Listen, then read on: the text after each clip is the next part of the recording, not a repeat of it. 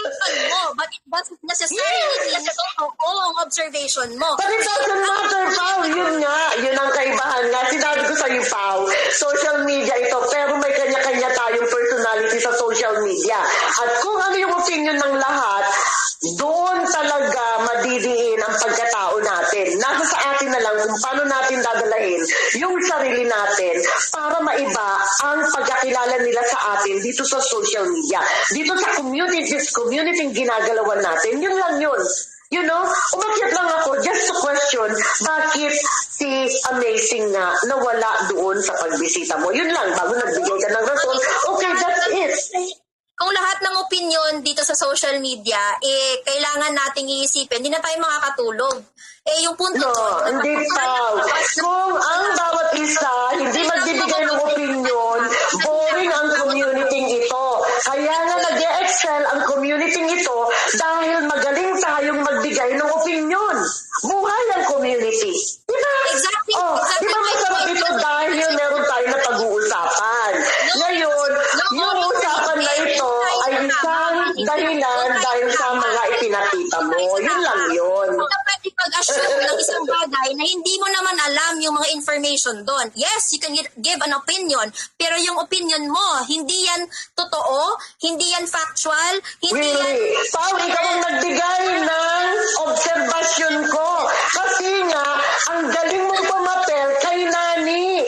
You know? Kay Nani ka pumapel. Pagkatapos si Nani na iwan sa ere, yun lang yun. Hindi ka kasali. Oh, hindi. Hoy, Pao. Samsamera ako dito sa community ito. Huwag mo akong pigilan na hindi sasawsaw. Hoy, Celestine, huwag daw akong sasawsaw. Ha? Admin Laila, huwag daw akong sasawsaw. Bakit? Bakit, Pao? Kasi kung gagawa ka ng sarili mong opinion, di mo naman alam lahat ng katotohanan. No, alam ko, Pao. Alam ko na ikaw gusto mong maging controversial. Dumidikit ka sa mga personalidad na merong laban dito sa community. Yun lang yun, Pao.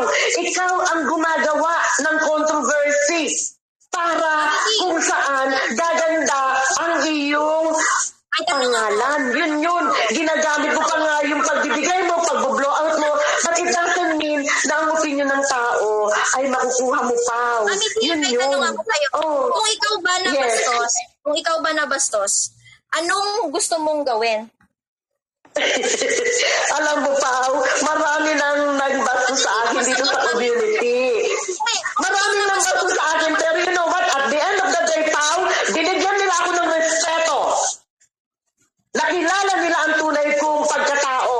Ang respeto, ibinigay nila sa akin at the end of the day. Yun lang yun, Pao.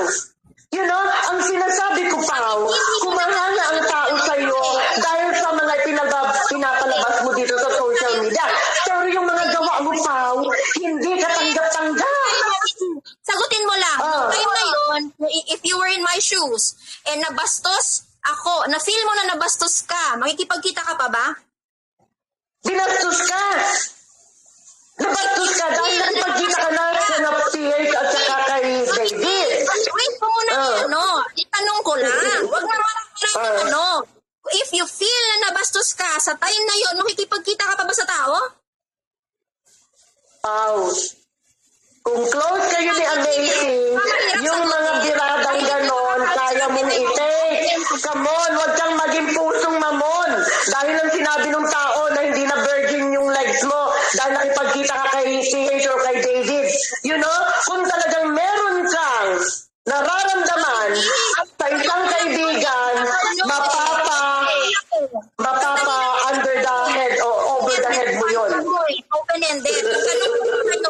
Kung ikaw nabastos, na-feel mo na nabastos ka, makikipagkita ka pa ba sa tao? Yes, lalo ako makikipagkita, Pao, kasi gusto kong malaman ba't ganun ang sinabi niya.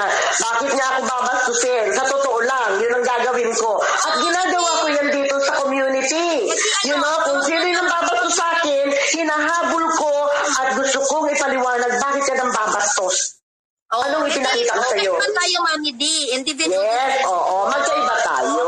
Tama, oo. Kung tama ka, mali ako or vice versa. Yes, tama ka. Oo. Kaya nga, di ba sinabi ko sa'yo, opinion to ng bawat isa.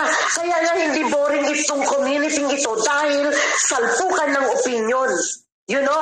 At kung sino ang makikinig sa ating dalawa, yun ang masusunod sa community. Yun lang yun. Sumasayaw tayo dito sa community. Pero ako, Oh, that's good. Nung time na yon, hindi ako nakipagkita dahil nasaktan ako at nabastos ako sa comment na hindi na virgin ang hita ko. Nasa messenger yon. So yun yung reason ko bakit hindi ako nakipagkita. Okay naman po ang opinion nyo, okay naman yon. Pero syempre, isipin nyo rin po saan ako nanggagaling. Wag lang po yung puro Yes.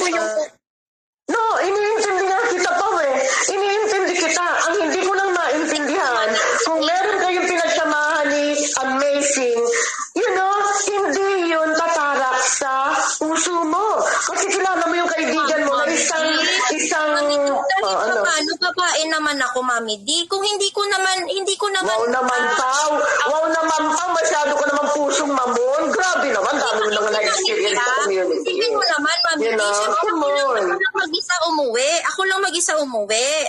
O, syempre, makikipagkita ako sa mga tao na kahit nakakausap ko na sa social media, hindi ko pa na, kung hindi po ba ako comfortable, kailangan piliin.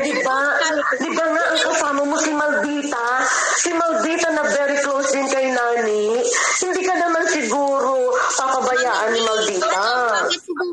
Siguro, Mami D, mag-update muna kayo kung kung ano talaga. Oy,